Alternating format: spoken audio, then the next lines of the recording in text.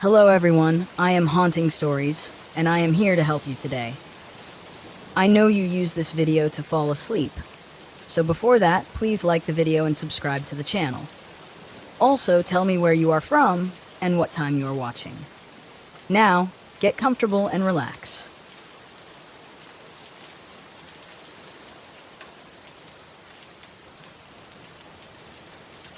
The Beast of Voidfen Creeper. I've always prided myself on being the guy who keeps his cool no matter what. That's why I was leading this trip deep into the Blackwater Ridge Manila National Forest. It was supposed to be a challenge, and I was ready for it. I'd hiked dozens of trails tougher than this, and I wanted to prove that to my old friends, especially Elaine, who couldn't even set up a tent without breaking a sweat. But there's something about being miles away from civilization, surrounded by nothing but endless trees, that starts to mess with your head. As soon as we arrived, I could feel it. Not that I'd let anyone see that, of course. "Linda, you got the map?" I called out as we packed up the last of the gear. "Yep, but I doubt we'll need it with you in charge." She winked, slinging her backpack over her shoulder. I grinned. She knew how to stroke my ego, one of the things I loved about her. Elaine, on the other hand, was struggling to adjust the straps of his pack. His face was already red, and we hadn't even started walking yet.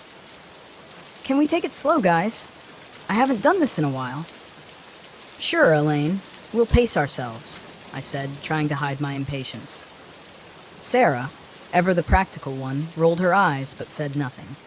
She was the scientist of the group, the one who'd be lecturing us about rare plants and ecosystems halfway up the trail.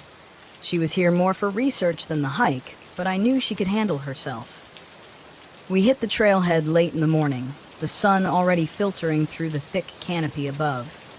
The first couple of miles were easy enough, well-marked, a few uphill climbs, nothing too rough. Elaine fell behind pretty quickly, as expected, but we made enough stops to let him catch up. By the time we reached our first campsite, the air had a heavy, oppressive feel. The sun dipped below the trees, casting long, eerie shadows across the forest floor. The dense foliage seemed to swallow up the light, leaving us in a strange twilight.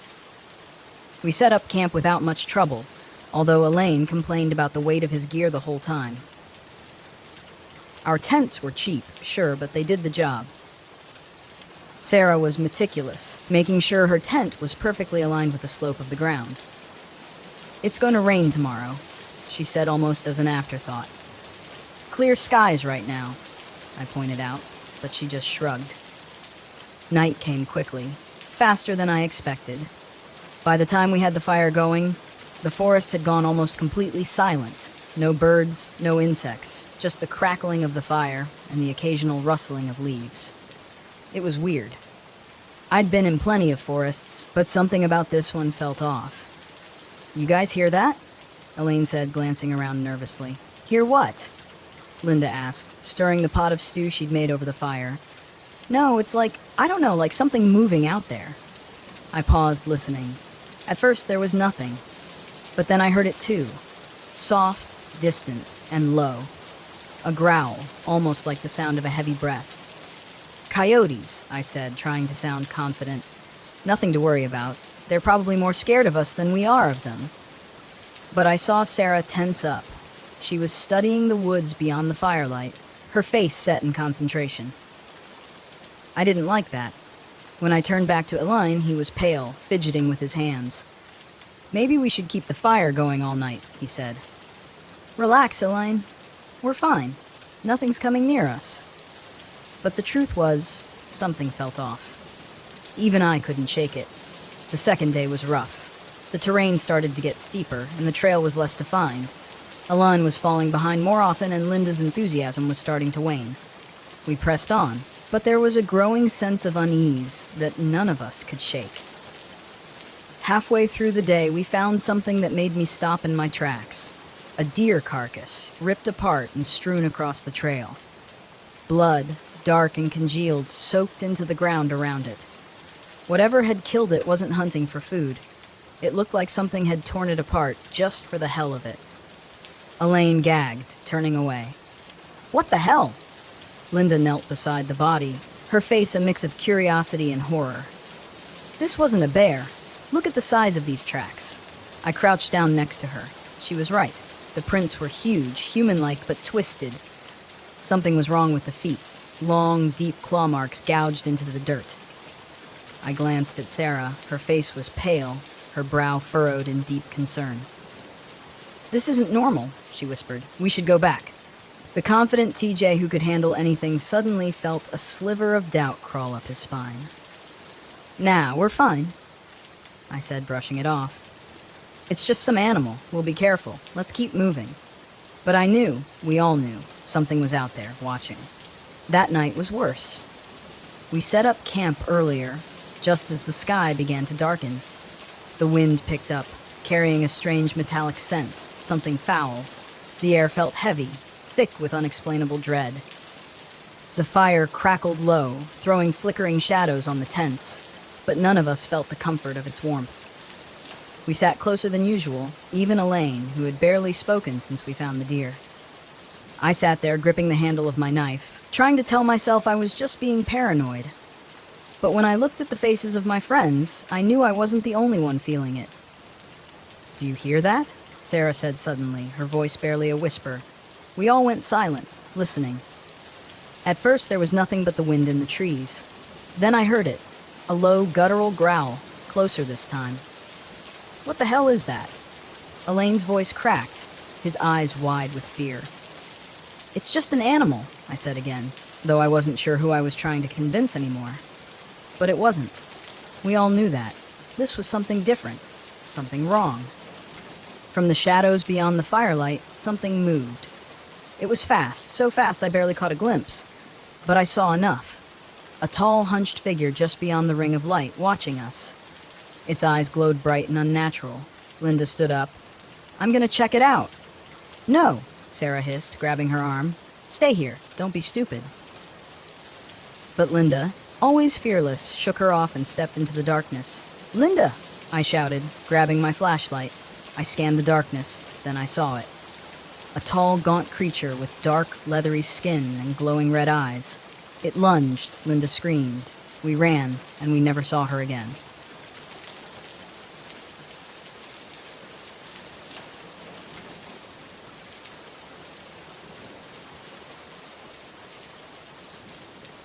Big Bear Lake in California. My name is Martin Carenza, and back in 2017, I decided to take my RV out to a quiet spot near the Mount Hood National Forest in Oregon. My wife was usually my camping partner, but she caught a bad flu, so I went solo. I figured I could manage a few nights alone, read a few books and fish. My idea of the perfect downtime was no phone service, no one around, and a lake where the fish didn't mind biting.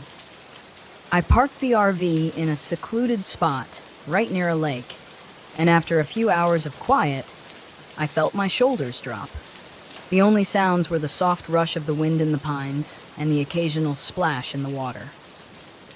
I set up a few fishing lines on the edge of the lake and grabbed a beer from the cooler, sinking into my camping chair as the evening settled in.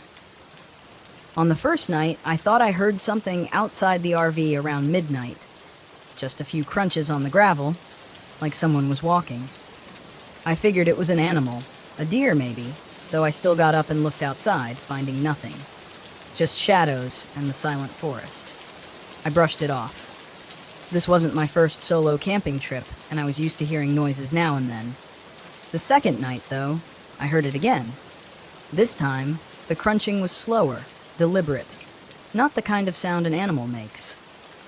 I was lying in bed, trying to read by flashlight, but the noise made me put down the book. I listened for a few moments, then quietly got up and peered out the small RV window. Standing near the edge of the clearing was a tall man. He was in his 50s, I'd guess, with gray hair and clothes that looked too clean for camping. He stood completely still, his face tilted up as if he was sniffing the air. It wasn't exactly the type of scene I expected to see on a solo camping trip, and my first thought was that he was probably a ranger. I decided to step out and ask if he needed help. As I opened the door, he turned slowly toward me, and I noticed his lips twitching into what could have been a smile, or maybe a snarl. I felt my stomach tighten, but I ignored it. "Hey there," I called. "Can I help you with something?" He didn't answer. He just kept staring at me with that fixed, unnerving look, his lips parting a little like he was tasting the air. There was something off about him, but I tried to keep things normal. You camping out here too?" I asked, trying to lighten the mood. Finally, he spoke, and his voice was scratchy like he hadn't used it in a long time. "Got lost," he muttered, his words almost a whisper. "Been out here, looking for a place to stay. Well, there's a town about 20 miles south. I could show you the way in the morning." His eyes shifted, and for a moment I thought he'd agree. But then he looked down at my fishing gear lying on the ground by the water. "I haven't had fish in a long time," he said, his voice barely audible. It was then that I noticed his hands. They were covered in what looked like dried blood. My heart started to race, but I forced myself to stay calm. I have some food in the RV," I said, inching back toward the door. "You're welcome to some if you're hungry." He took a step forward, still smiling that strange half-snarl of his. "I don't eat canned food," he said, as if that settled things. I nodded slowly, my hand reaching for the door handle. "All right, then. Well, I'd best get some sleep." Before I could turn around, he took another step toward me, closer now, and his voice dropped to a raspy whisper. "What are you doing out here alone, friend?" There was something chilling in the way he said friend, as if it meant the opposite. I swallowed hard, keeping my voice steady. "Just camping. I like the quiet." He tilted his head, examining me with a strange intensity. "You're lying." My pulse hammered in my chest, but I forced a casual smile. "No, I'm just a regular guy out for some peace and quiet." His eyes narrowed, and he took another slow step forward.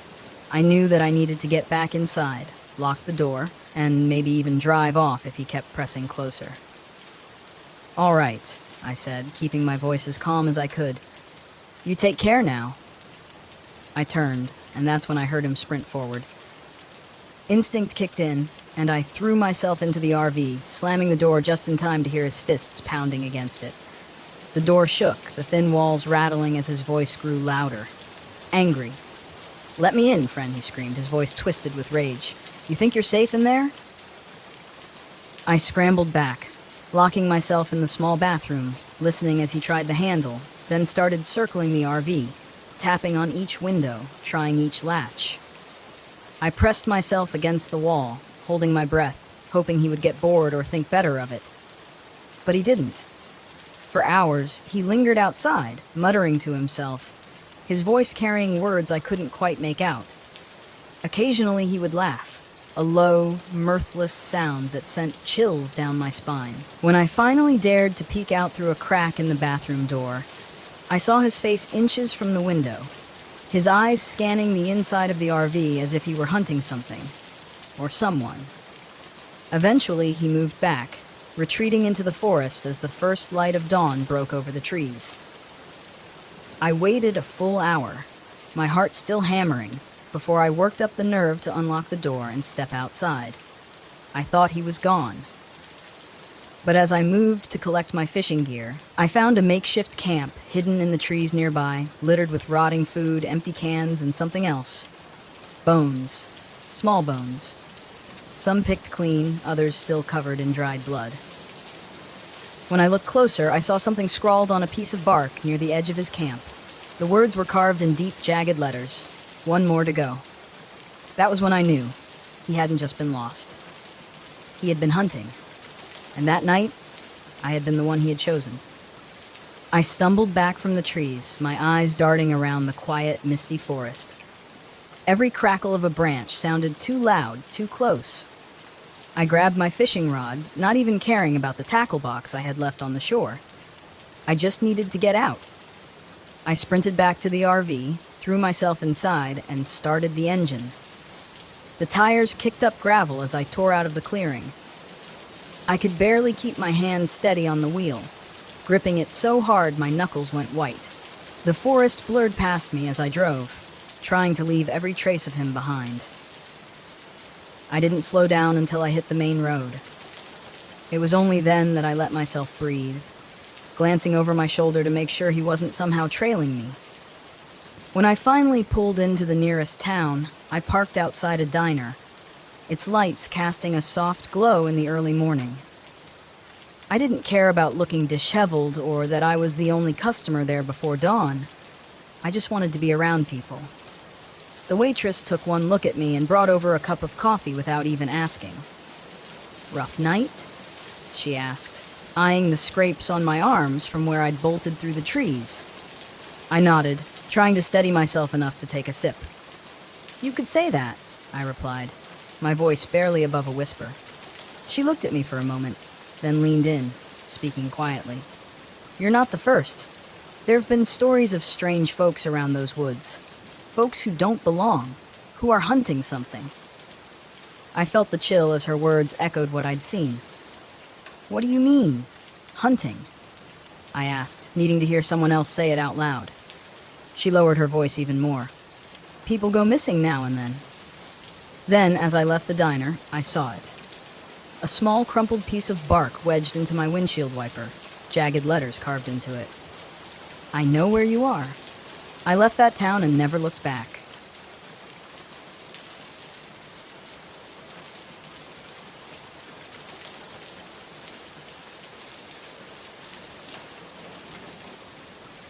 The forest was supposed to be my escape. I drove the RV deep into the Sierra Nevada mountains, hoping the solitude would offer some kind of peace. I had been out here a few times before, never this deep though, but it had always been calming. Nature had a way of quieting the noise in my head. After I left the job, the silence became my companion, even though it haunted me with memories I wasn't ready to face. The accident that had ended my career as a paramedic. Every night, it replayed in my mind, always the same horrific details. But with each viewing, I saw a new way I could have saved the child. A different decision, a split second sooner, and maybe it didn't matter. I was here now, alone. The sound of the gravel crunched under my tires as I parked off an old dirt road. It was oddly satisfying. I turned off the engine, and for a moment there was bliss. No noise except for the rustle of trees in the wind. This was what I needed. No sirens, no screaming. Just the mountains. I grabbed my bag and climbed out, stretching my legs before heading over to the old fire lookout tower nearby. It was a relic, long abandoned and forgotten by most hikers. The wood was graying, peeling away from years of exposure, but it stood firm, a silent sentinel watching over the rolling hills. Something about the place had always intrigued me. It had a gravity to it, like it was holding secrets that only those who ventured close enough could learn. I planned to spend the weekend here, at least 3 days before I had to go back to reality. I didn't need much. Just the stillness, the mountains, and a break from the memories. I set up camp near the RV, built a small fire, and tried to let go. But the quiet was different this time. The first night, it started with whispers. I was sitting by the fire, watching the flames flicker against the trees, when I thought I heard voices, not nearby, but carried on the wind. Faint, like a conversation just out of reach. I strained to listen, but they faded, lost in the rustle of the leaves. Probably just my mind playing tricks, I told myself. I hadn't slept well in weeks, and the quiet, while peaceful, was unnerving in its own way. After a while, I retreated to the RV, exhausted, but the voices lingered in the back of my mind, soft murmurs that tugged at my thoughts. As I lay down, I told myself it was nothing, just echoes of people who had camped here long before. The wind could carry sounds in strange ways out here. But the deeper I fell into sleep, the louder they grew, until I jerked awake, covered in sweat. There were no voices, just the oppressive weight of silence. I stared at the ceiling, the same question running through my mind. Was this peace or something else? The next morning, things started to get strange. I woke to find my watch blinking, frozen at 3:15 a.m. I tapped the screen a few times, but it refused to budge. Strange. When I checked my phone, it was dead, despite being fully charged the night before. I chalked it up to bad luck, but when I stepped out of the RV, the sun seemed higher in the sky than it should have been. It was late morning, but it felt like I had only just fallen asleep. I spent the day hiking, keeping my mind occupied. The trail was familiar. I'd hiked this ridge before, but something about it felt different.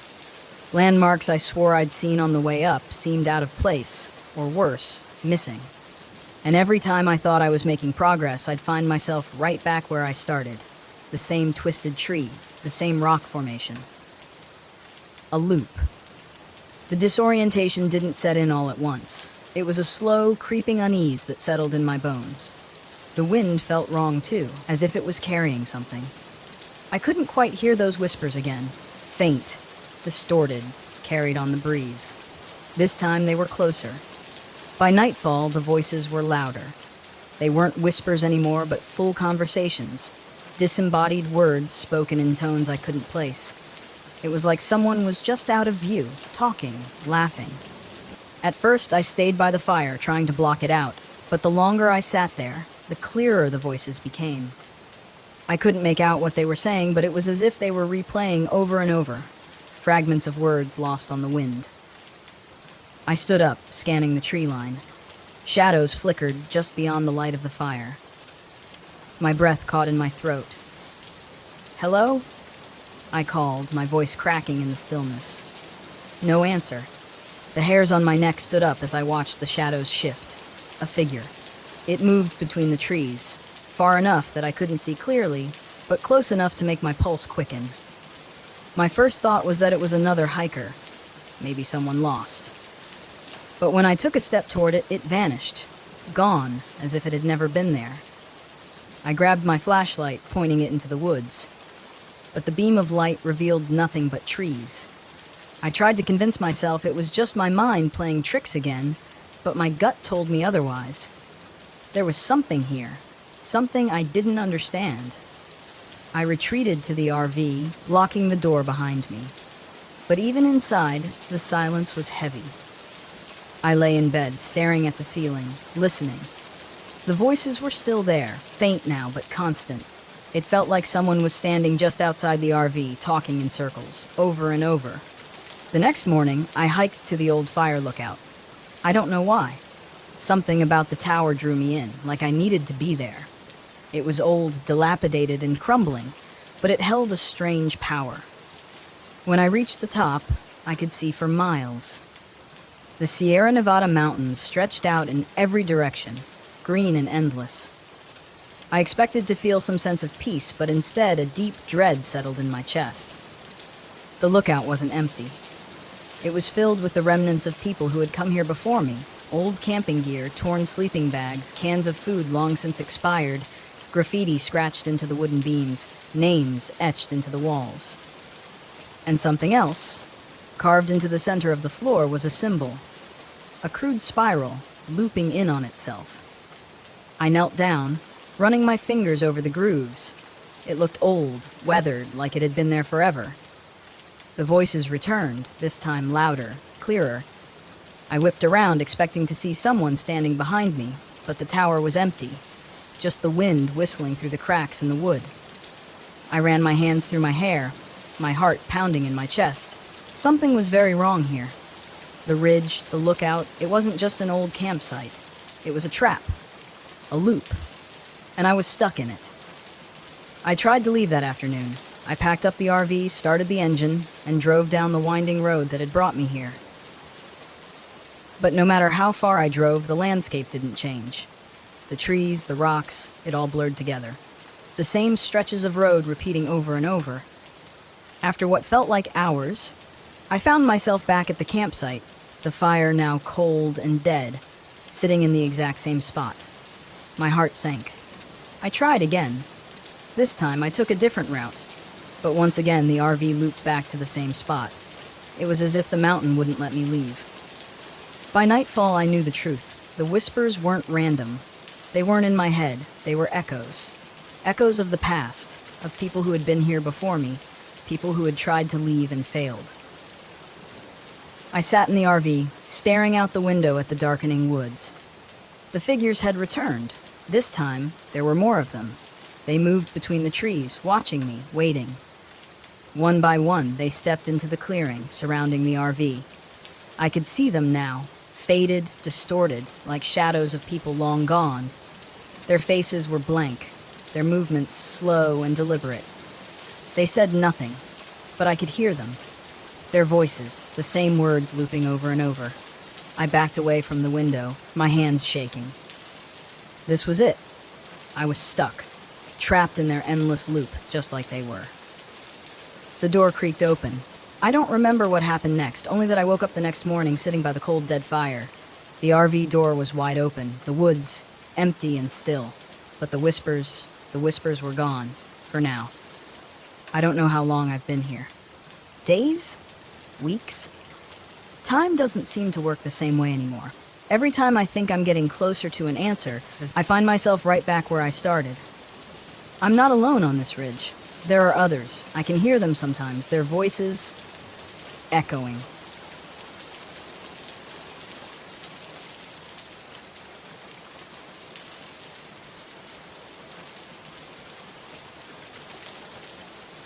My name's Vol.1, and in the summer of 2021, I decided to take an RV trip to Wind Cave National Park, a vast and rugged place in South Dakota known for its extensive cave system and remote, empty landscape.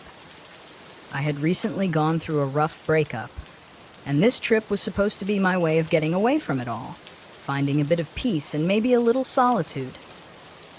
The plan was simple. Drive my RV into the depths of the park, away from the handful of other campers, and just disconnect for a few days. Maybe see some wildlife, make a few bad jokes with a couple of beers, and catch up on sleep. The breakup had left me in a kind of fog, like I was missing parts of myself. So yeah, this trip was supposed to be therapy. I'd always been an early riser, so the first morning, I brewed a pot of coffee, grabbed my camping stove, and headed outside to set up breakfast. The morning was beautiful. The kind of quiet that makes you feel like the world has decided to leave you alone for a while. I set up my camp chair near a small clearing and pulled out some eggs and bacon, already imagining the scent filling the crisp air. That's when I saw him. A lanky guy in a worn leather jacket stood by the tree line, watching. I gave him a casual nod, trying not to think much of it. After all, it was a public park. He had every right to be there. But he didn't nod back. He just stood there, fixed in place. A sense of unease crept in, but I brushed it off and focused on my breakfast. The guy didn't move for a good 5 minutes. Finally, when I glanced over again, he was gone.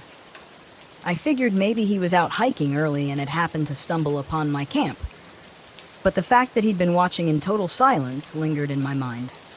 I made a mental note of it, finished my breakfast, and decided to take a small hike before it got too warm. There were trails around here that led to the lesser-known parts of the park, the kind that didn't have tourists bustling about with cameras. I wanted quiet, but the hike didn't turn out to be what I'd hoped. About a mile down the trail, I had that prickling feeling you get when someone's behind you. I stopped, listening, to the wind rustling through the trees, the birds, the distant sound of running water. And then I heard it. Footsteps. I froze, scanning the trees. That's when I saw him again, the man from the tree line, following me at a distance. He was just close enough that I could see the glint of metal at his hip. He was staring right at me, making no attempt to hide. "Hey," I called out, raising a hand. "Lost?" No answer. Just those dark, expressionless eyes fixed on me. He didn't seem fazed or embarrassed about being caught. If anything, he looked more determined. For a second, I thought maybe he was a ranger. Maybe about to tell me I'd wandered off a marked trail or something. But he didn't have a uniform. No park badge. Just that jacket, which looked like it had seen a few too many nights out in the cold. I turned back, quickening my pace without looking over my shoulder again. But the hairs on my neck told me he was still there, shadowing my every step. By the time I reached my RV, my pulse was racing. and all that serene, peaceful escape I had come for felt like a joke. I locked myself inside and stood by the window, peering through the blinds. At first, there was nothing, and I started to think maybe I'd overreacted.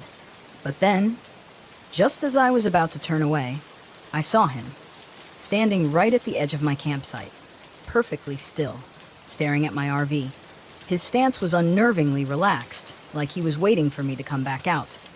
The day passed in tense, silent hours. I didn't dare leave the RV, and he didn't move from his spot. Every so often, he'd walk a slow circle around my site, like a predator stalking its prey. At one point, I called out to him again, hoping to break whatever strange, silent game he was playing. "Hey man, if this is some kind of joke, it's not funny. You need help or something?" Nothing. Not a word. Just that same unnerving stare. As the sun began to dip below the trees, painting the landscape in long, dark shadows, I felt a pang of dread. I'd heard stories about people going missing in national parks, stories that usually didn't end well. The ranger station was miles away, and I had no cell service out here. I was on my own, and so was he. The tension broke when he finally moved again, striding right up to the RV door.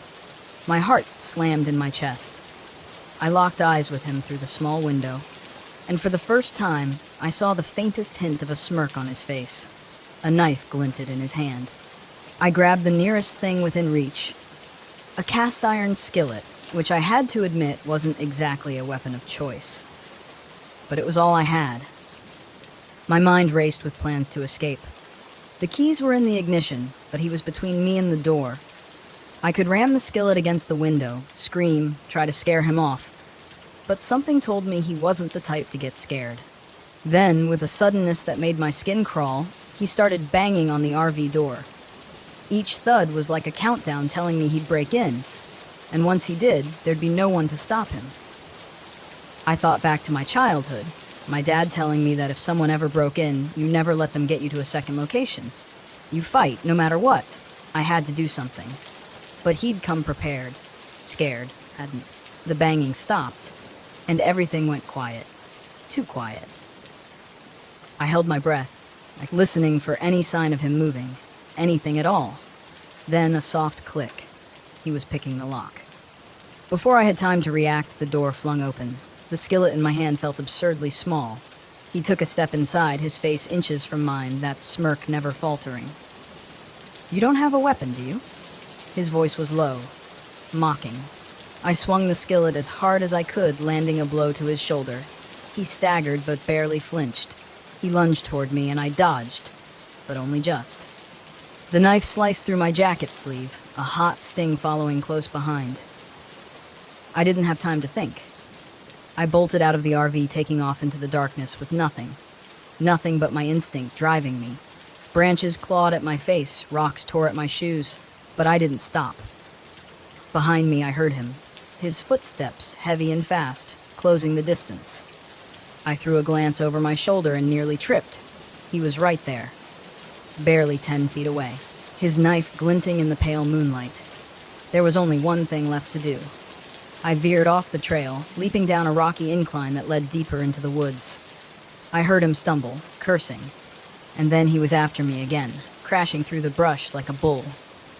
My lungs burned, my legs screamed for mercy, but I couldn't stop.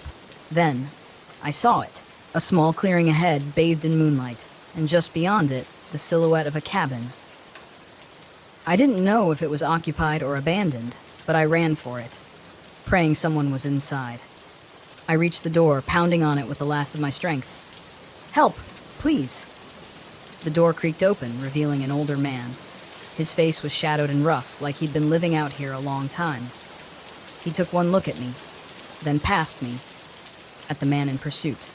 And without a word, he pulled me inside and slammed the door shut. The two of us stood there, listening. The footsteps stopped outside. Silence hung heavy in the air, and then a slow scraping sound along the cabin's walls.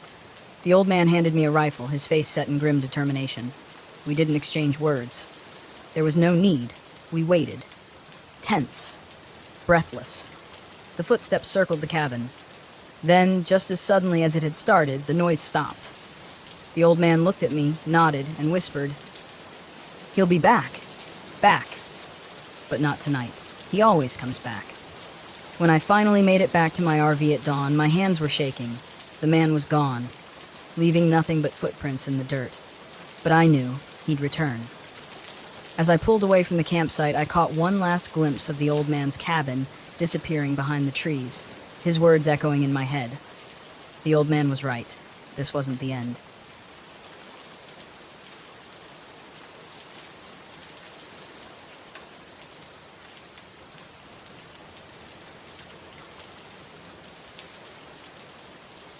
Before we start the story, leave a like and subscribe to the channel so you don't miss the next ones. When we first arrived at Adventure Park, I remember thinking how peaceful it all was.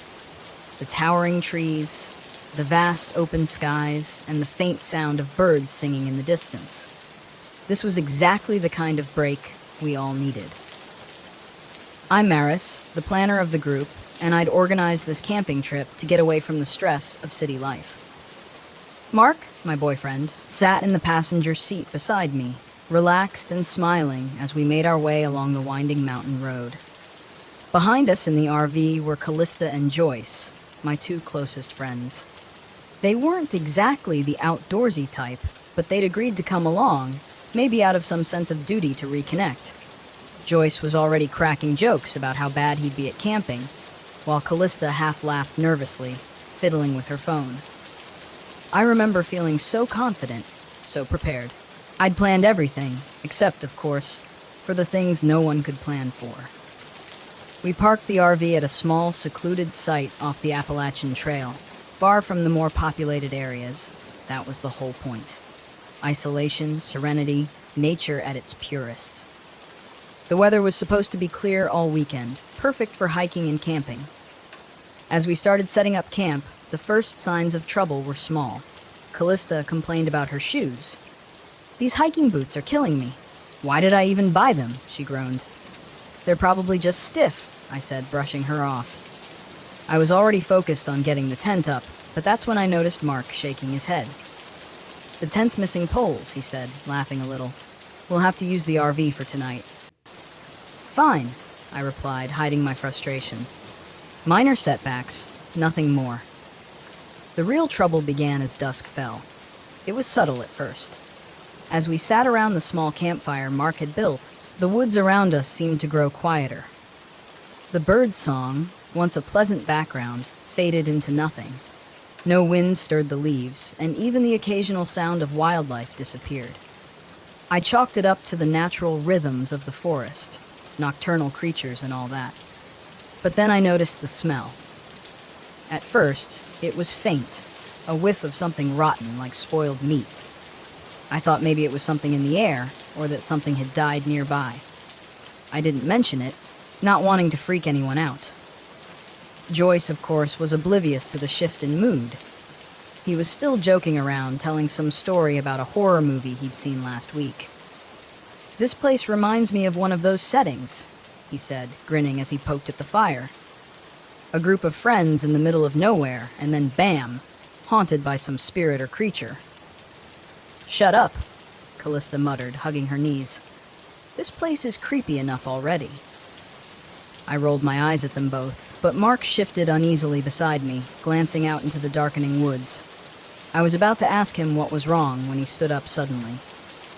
"Did you hear that?" he asked. "Hear what?" I said, feeling a flicker of irritation. We'd barely been here a few hours, and they were already on edge. "I swear I heard something," he said, his voice tense, like footsteps, heavy, coming from the woods.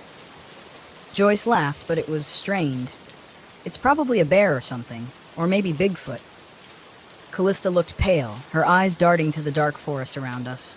"This isn't funny, guys." "It's nothing," I said firmly. "Just the woods settling down for the night. Let's not spook ourselves over nothing." But as the evening wore on, that smell of rot kept coming back, and so did the uneasy silence. Even the crackle of the fire felt muted. The next day was supposed to be better. We set out on the trail, hoping to shake off the weirdness of the night before. The weather was colder than expected, with a thick mist hanging low in the valley, making everything damp. Callista slipped a few times on the muddy path, cursing under her breath. "This fog is so creepy," she muttered. Mark tried to lighten the mood. "It'll clear up once the sun's out. Let's just enjoy the hike." But I could tell he was uneasy too. None of us had slept well. Every time I drifted off, I thought I heard something moving outside the RV. Maybe it was my imagination, but something kept waking me up, like a low rustling or breathing. Halfway through the hike, we reached a lookout point. The fog had lifted just enough for us to see the rolling hills stretching out below us. I took a deep breath, feeling a sense of calm wash over me.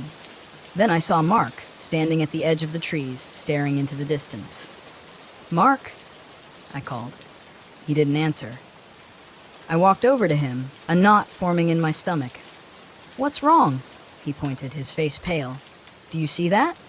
I squinted, looking where he was pointing. At first, I saw nothing but trees, but then something moved. A figure, tall and gaunt, barely visible through the mist. It stood completely still, as though it had been there the entire time, watching. "It's just a hiker," I said, though my voice sounded less confident than I'd hoped. "That's no hiker," Mark whispered. "Look at it." The figure stood too tall, its limbs too thin, and its skin seemed pale, almost translucent. But before I could get a better look, it was gone, melted into the fog. By the time we got back to the RV, the mood had soured. Mark was withdrawn, barely speaking, and Callista kept glancing over her shoulder as though she expected something to jump out at us. The smell returned as we gathered around the campfire again that night. This time, it was stronger, more pungent, like decaying meat left out in the sun. Joyce wrinkled his nose. "Okay, seriously, what is that?" "It's the woods," I said, though even I didn't believe it anymore. The silence pressed down on us like a weight, and then from deep in the trees, we heard it. A voice soft, distant, but unmistakably human. "Help me."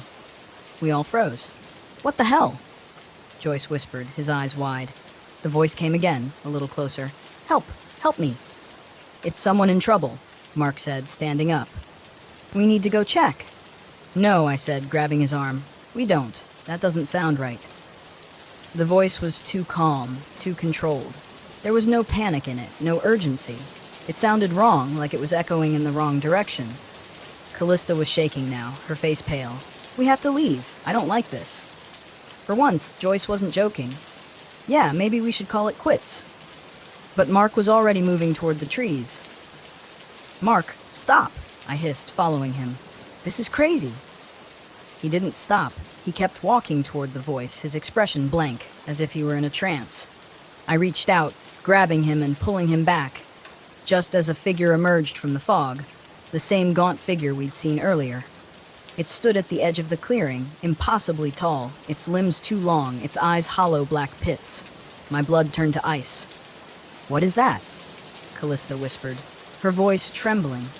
The figure took a step forward, its body moving in a jerky, unnatural way, like it didn't know how to walk properly.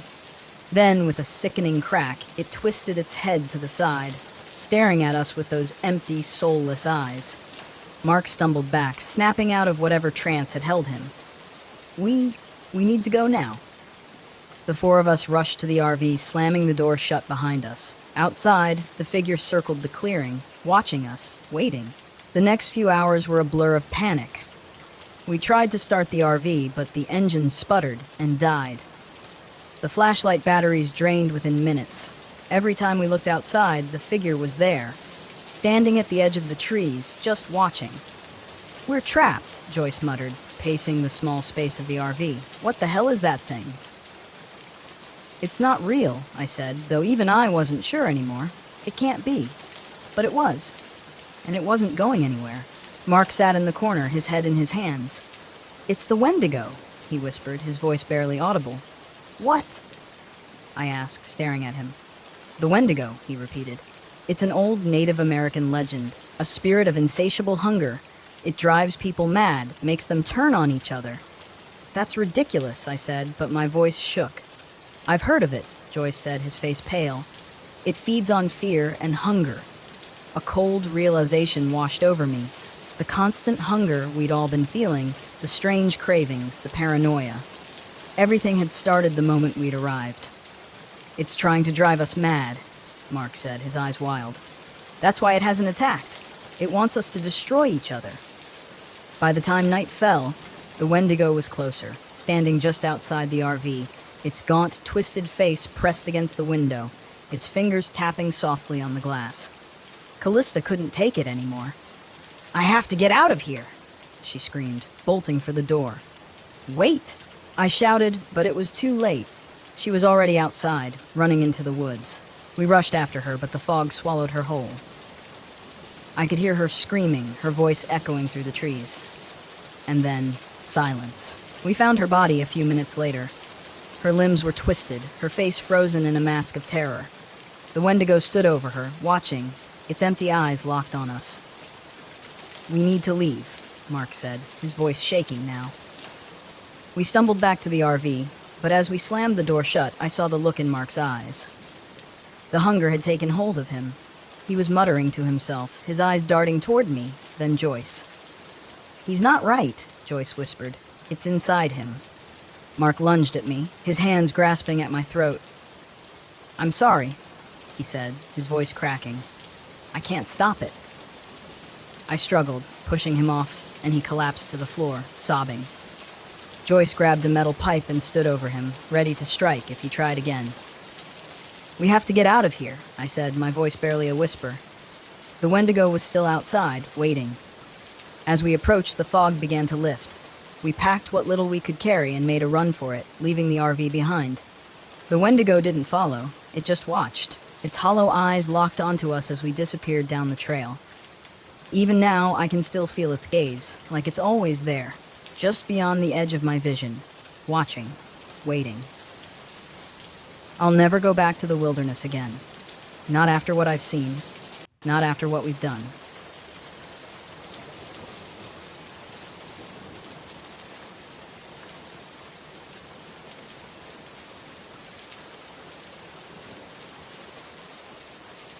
I don't even know where to start.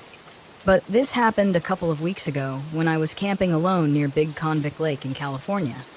I wasn't planning anything wild. I just wanted some quiet time away from everything. Work stress, noisy neighbors, the whole deal. I figured parking my RV at this quiet campground would be the perfect getaway. I had no idea I'd be fighting for my life. So, I got there early on a Saturday morning and found this great little spot tucked away near some trees but not too far from the lake. The campground wasn't full, but there were a few other RVs parked on the other side of the lot, maybe 300 yards away. I liked the space. It felt secluded but not completely isolated. The first day was great. Hiking, reading, just enjoying the peace and quiet. By nightfall, I was pretty tired, so I locked up everything. Double-checked the door to make sure it was secure, and went to bed around 11 p.m. Now here's the thing. I'm a light sleeper, so even the smallest sound can wake me up. That's probably the only reason I'm still alive. Sometime in the middle of the night, I heard this faint scraping noise. At first, I thought it was the wind or maybe an animal brushing up against the RV. I told myself to ignore it and rolled over. But then I heard it again, louder this time. It sounded like someone trying to jimmy the door open. My stomach dropped. I reached for my phone, but stupid me. I hadn't plugged it in, and the battery was dead. I couldn't even use the flashlight app. My actual flashlight was in the front of the RV, so I was stuck in complete darkness. I tried to stay calm, just listening. The sound of metal against metal was unmistakable. Someone was messing with the lock, no doubt about it. My RV isn't fancy or anything, but it's solid, and I always keep it locked up tight. Still, I knew if someone was determined enough, they could break in. I didn't know what to do. My first thought was to yell something, maybe scare them off. But then I thought, what if it's more than one person? What if it's more than one person? What if yelling just makes it worse? I decided to stay quiet and wait. The noise stopped suddenly, and for a second I thought maybe whoever it was had given up. Then I heard footsteps, slow and deliberate, walking around the outside of the RV. They stopped near the window by my bed. I swear I could feel someone standing there staring in, even though the blinds were down. I tried to control my breathing, but my chest felt tight, like I couldn't get enough air. I could hear the blood pounding in my ears, and then I saw the shadow. Through the thin fabric of the blinds, I saw this tall figure standing just outside. They didn't move, for what felt like forever. I don't know how I didn't scream. Finally, the figure moved away, and I heard them go back to the door. This time, they weren't trying to be quiet. The door handle jiggled violently. Then came the loudest sound yet, the lock snapping. The door swung open, and I saw this man standing there, backlit by the faint glow of the moon. He was tall, maybe in his late 50s or early 60s, wearing dark clothes and a baseball cap pulled low over his face. He didn't say anything, just stepped inside, slow and deliberate, like he had all the time in the world. I froze. I didn't even have anything to defend myself with, except the flashlight up front. I forced myself to move, crawling as quietly as I could toward it. My heart felt like it was going to explode. The man didn't notice me at first. He was looking around, maybe making sure no one else was there. When he finally spotted me, I was halfway to the flashlight. "Don't move," he said, his voice low and steady. But I didn't stop. I lunged for the flashlight and swung it as hard as I could, smashing it into his arm. He let out a yell and stumbled back, but instead of running, he reached for something in his pocket. I didn't wait to see what it was. I hit him again, this time in the face, and he finally bolted, running out of the RV and into the woods. I locked the door behind him and sat there, shaking, trying to process what had just happened. I didn't sleep the rest of the night. As soon as the sun came up, I drove straight to the nearest police station. They searched the woods near the campground, but came up empty. I still don't know who he was or what he wanted. All I know is that I'm never camping alone again.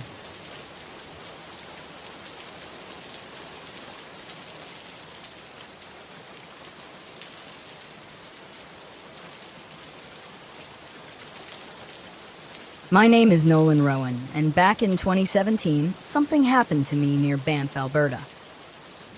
Being a member of the Cree Nation, I've always felt more at home among the trees than anywhere else. I suppose that's what I get for preferring the company of squirrels over people. Less drama, more nuts. That summer, I decided to take a solo hiking trip into the Rockies. It wasn't my first time trekking alone. I'd been navigating those trails since I was old enough to tie my own boots. Friends used to joke that I could find my way out of a forest faster than they could find their cars in a parking lot. I always laughed it off, telling them that trees don't move. But good luck convincing a parking lot to stay the same for 5 minutes. I set out early one morning, the sun just beginning to peek over the mountain peaks. The air was crisp, carrying the scent of pine and earth. My backpack was loaded with the essentials: water, trail mix, a map, and a sense of overconfidence that could rival a teenager's. If arrogance were a compass, I'd never get lost. About 3 hours into the hike, I reached a fork in the trail. The left path led toward a well-known lookout point frequented by tourists and amateur photographers. The right path was less traveled, overgrown with brush and barely visible. Naturally, I chose the path that screamed "bad idea," louder than a horror movie soundtrack. I thought to myself, what's the worst that could happen? A question that, in retrospect, is the universal cue for things to go south. As I pushed through the dense foliage, the forest grew quieter. The usual sounds of birds chirping and leaves rustling seemed to fade away. It was as if the woods were holding their breath. I shrugged it off, attributing it to the thickness of the trees muffling the sounds. Besides, silence is golden, right? Or at least, that's what I told myself to ignore the growing unease in my gut. After another hour, I stumbled upon a small clearing. In the center stood a dilapidated cabin, weathered by time and swallowed by vines. It wasn't on any map I had, and trust me, I checked. Curiosity got the better of me because, really, who wouldn't want to explore a creepy abandoned cabin in the middle of nowhere? If life were a horror movie, I'd be the guy who investigates the strange noise in the basement. I approached the cabin cautiously. The wooden steps creaked under my weight, threatening to give way. The door was ajar, revealing darkness inside. I took out my flashlight and stepped in. The interior was sparse. A broken table, a rusted stove, and walls adorned with claw marks. Nice decor, I mumbled. Real homey. As I scanned the room, my light caught something on the floor. Tracks. They were unlike anything I'd ever seen. Too big to be a wolf, too clawed to be a bear. I knelt down to get a closer look. The print resembled that of a massive feline, but was distorted, as if whatever made it had more toes than it should. Well, that's not in any field guide, I muttered. A sudden noise outside made me jump. A rustling of leaves followed by a low, guttural sound. I froze, every muscle tense. Great. Probably just a raccoon auditioning for a jump scare, I thought, attempting to steady my nerves. I slowly stood up and peered out the grimy window. At first, I saw nothing but the swaying branches. Then movement caught my eye. Emerging from the tree line was a creature unlike any I'd encountered. It moved with the stealth of a mountain lion, but stood taller than a grizzly bear on its hind legs. Its body was sleek yet muscular, covered in dark, matted fur. The head resembled that of a wolf, but with elongated jaws and too many teeth crammed into its maw. Its eyes were fixed on the cabin. On me. Okay. Time to go, I whispered, my heart pounding like a drum solo. I backed away from the window, careful not to make a sound. My mind raced. The cabin had one door and no back exit. A classic design flaw when you're trying to escape unidentified monsters. I cursed under my breath, wishing I'd taken that left path to the scenic overlook instead. The creature began circling the cabin, its footsteps heavy yet eerily controlled. I could hear its claws scraping against the wooden exterior. Desperate, I looked for anything that could serve as a weapon.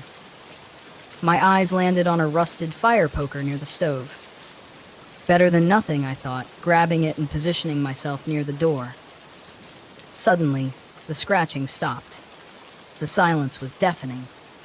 I held my breath, straining to hear any sign of movement. Then, with a force that shook the entire cabin, the creature slammed into the door. The hinges groaned but held. That's one sturdy door, I noted wryly, though I doubted it could withstand another hit. The second impact shattered the doorframe, wood splintering as the door flew inward. The creature stood in the doorway, its form filling the space. Up close, the stench hit me, a mix of wet dog and decaying flesh. Ever heard of a bath? I quipped, raising the fire poker defensively. It lunged at me, swiping with a massive, clawed paw. I dodged to the side, feeling the air ripple where its claws had been. Adrenaline surged through me. So this is how I die, flashed briefly in my mind, but I pushed the thought away. I wasn't about to become the punchline of my own bad joke. I swung the fire poker, striking the creature's arm. It let out a howl. Not of pain, but of irritation, like I'd merely poked it with a stick. Well, that didn't work, I muttered. It advanced again, and I knew I had to think fast. Spotting a window to my left, I made a split-second decision. I threw the fire poker at the creature's face, not to harm it, but to distract it for a precious moment.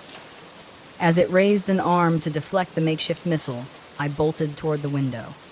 Without hesitation, I leaped through the glass. The world became a blur of shattered shards and whipping branches as I tumbled onto the ground outside. Ignoring the cuts and the sting of fresh wounds, I scrambled to my feet. Behind me, the creature roared in frustration.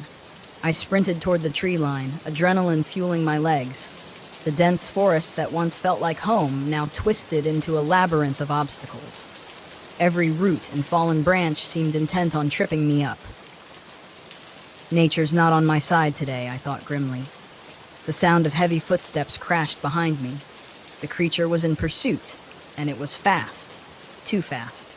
Ahead, I spotted a steep incline, a rocky hill that led down to a river. Better than becoming lunch, I decided. Without breaking stride, I flung myself down the slope. Rocks shifted underfoot, and I half ran, half slid toward the rushing water below. Behind me, the creature hesitated at the top, perhaps uncertain of the unstable terrain. Reaching the riverbank, I didn't pause to consider the temperature or the current. I plunged into the icy water, the shock stealing the breath from my lungs. The river's flow was swift, pulling me downstream. I surfaced, gasping, and caught a glimpse of the creature pacing along the bank, unable or unwilling to follow. "Guess you don't like swimming," I sputtered, a flicker of relief mingling with the cold. The river carried me around a bend, and the creature disappeared from sight. After what felt like hours, but was probably mere minutes, I managed to grasp an overhanging branch and pull myself to shore. Shivering, I took stock of my situation. I was miles from civilization, soaked and weaponless, with an unidentified predator on the loose. "I've had better days," I joked weakly. I needed to get back to the main trail. If I could find it, I could follow it back to the trailhead and my truck. With any luck, the creature would lose interest. But given my track record, luck wasn't exactly my middle name. As I made my way through the forest, the daylight began to fade, the temperature dropped, and the sounds of the nocturnal forest emerged. Every rustle and snap put me on edge. Maybe I should have taken up knitting instead, less chance of being eaten by yarn. Then, in the distance, I heard voices. Human voices. Pushing through the underbrush, I emerged onto a campsite where a group of hikers had set up tents around a fire. They looked up in surprise as I stumbled into their midst, bedraggled and bleeding. "Whoa, buddy. You okay?" one of them asked, standing up. "Depends on your definition of okay," I replied. "But if you've got a phone or a way out of here, I'd be forever grateful." They ushered me to the fire, offering a blanket and hot coffee. I explained what had happened, omitting the more unbelievable details. "Something big chased me," I said. "Could be a bear, or something else." One of the hikers, a lanky guy with glasses, frowned. "There aren't any bears reported in this area," he said, "and certainly nothing that matches that description." "Well, whatever it was, it's out there, and it's not friendly," I insisted. An older woman in the group nodded slowly. "I've heard stories from the locals," she said. "Legends of creatures that guard these woods. Most people dismiss them as myths." "Great. I'm being hunted by a myth," I sighed. "Just my luck." They agreed to help me get back to the trailhead. As we packed up their camp, a chilling howl echoed through the trees. The group exchanged uneasy glances. "Tell me that was your stomach," I joked weakly to the lanky guy. We moved quickly, sticking together. The path back was eerily quiet, and the darkness pressed in around us. I kept looking over my shoulder, half expecting to see glowing eyes staring back. Suddenly, a scream pierced the night. One of the hikers at the rear was gone. We spun around, shining flashlights into the forest. The beam caught a glimpse of the creature dragging the unfortunate hiker into the shadows. Panic erupted. "We have to help him," someone shouted. "With what?" I snapped. "We have no weapons, and that thing is not messing around." A horrifying shriek cut through the air, followed by a sickening silence. We stood frozen, the reality sinking in. "We need to keep moving," the older woman urged. "Now." We broke into a run, the path twisting under our feet. The sounds of pursuit crashed behind us, branches snapping, heavy footfalls gaining ground. Ahead, I spotted the glimmer of lights. "The parking lot! There!" I shouted. We burst out of the tree line, racing toward the vehicles. Fumbling with keys, we piled into the nearest car. The engine roared to life, and we sped away just as the creature emerged from the woods, watching us with predatory eyes. We didn't stop until we reached the nearest town. At the local ranger station, we reported what had happened. Authorities organized a search party, though their skeptical glances made it clear they doubted our story. Days later, news broke that a hiker had been found mauled near the area we described. Officials attributed it to a bear attack, cautioning people to stay on designated trails. I knew better. Bears don't walk on two legs or have faces that blend the worst features of wolves and nightmares. But there was no point in arguing. In the aftermath, I did some digging. Local legends spoke of a guardian beast, a protector of the land angered by trespassers. They called it the Mia, named after the wild spirit of the mountains. Whatever it was real. And it was out there. That's it for today's tale from Haunting Stories. If you have a story worth sharing, drop it in the comments or send it our way. Don't forget to subscribe and share with your fellow thrill seekers. As always, the Haunting Stories thanks you for unlocking today's tale. Until next time, the haunting awaits your return.